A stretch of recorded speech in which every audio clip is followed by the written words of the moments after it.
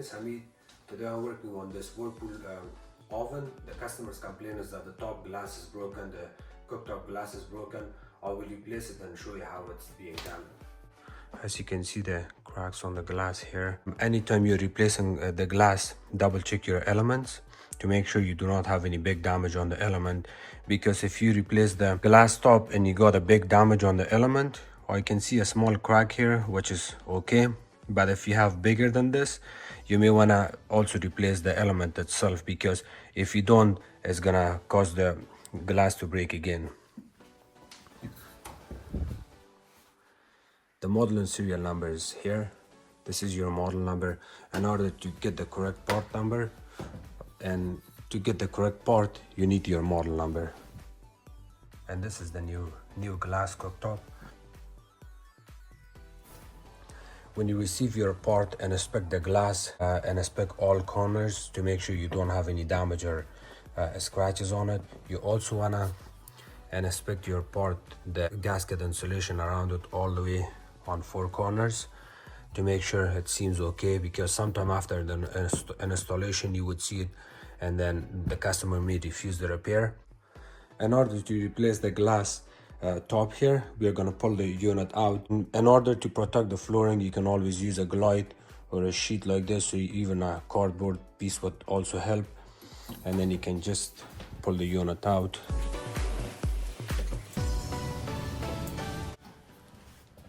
You want to unplug the unit before you start the work on it. There's 3 screws that hold this bullnose panel in place. There's one here, one on the right hand side, one at the center, and you can always use the Robertson screwdriver or drill bit to remove the screws. When you remove your last screw, kind of hold this plastic because it may fall down and break. Wiggle it back and forth and it comes out. There's one screw on this side, on the left hand side. There's another one on the right hand side here. Once you remove the left and right screws, the complete panel lifts up. You have to hold it from left and right in order to pick it up, or you can wiggle it back and forth.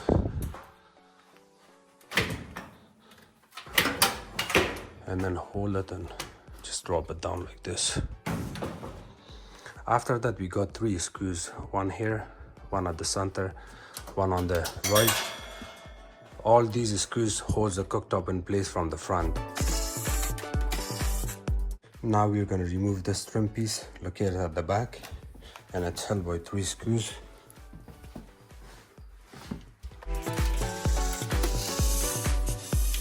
Once you remove these screws, hold the trim piece and wiggle it back and forth, it comes out. Now we are going to remove the bottom screws that hold the cooktop panel in place. This one and this one. Once all the screws are out, you can move the cooktop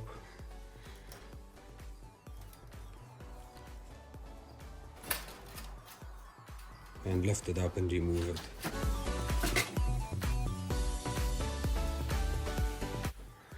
Before you install your new glass, you want to get a needle nose plier or a tweezer, or you can even use a vacuum to get rid of all of these pieces of glass from the element. There's tiny pieces here, we want to remove all of them.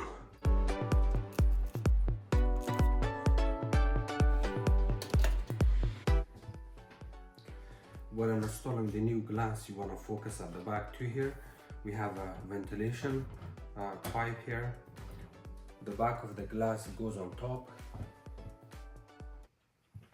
You kind of hold it in this position and drop it down.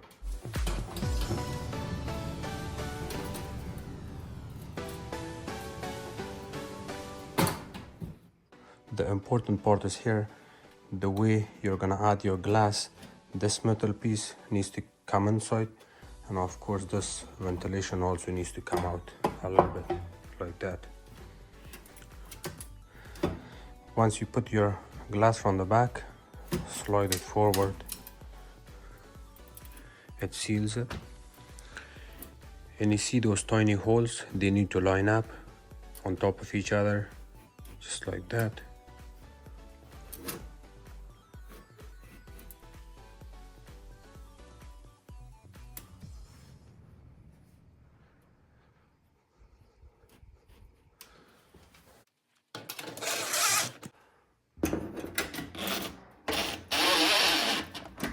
The way the trim piece sits, you can see this openings, the brackets here. All of them, you want to line it up straight in here.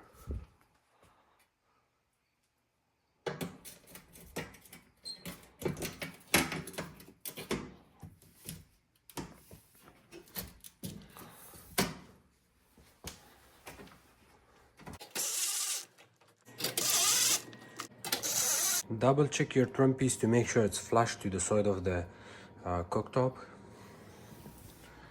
And the same thing here. Looks okay and flushed.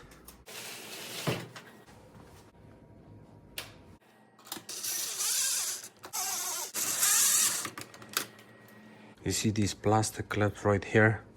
Once in a while when you pull the screw out, they just fall down, and then you have to pick it up and reinstall it back in.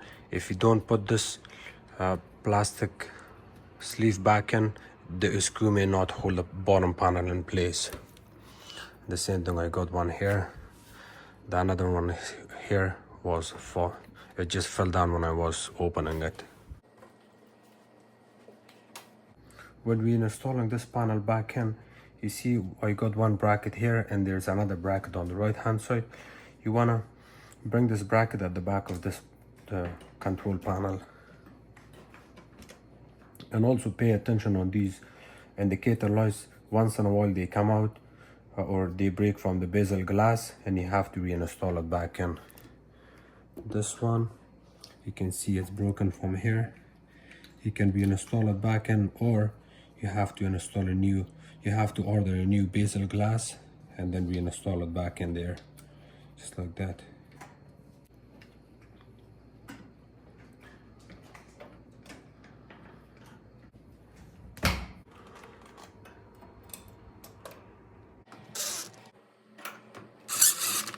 Before putting your bullnose back in, the plastic cover, double check your wires. I know you did not disconnect anything, but it's possible that when you're removing this control panel, you may disconnect one or two of the wires, and then that may cause issues. So just to be on the safe side, double check your electrical wires before you put the cover back in.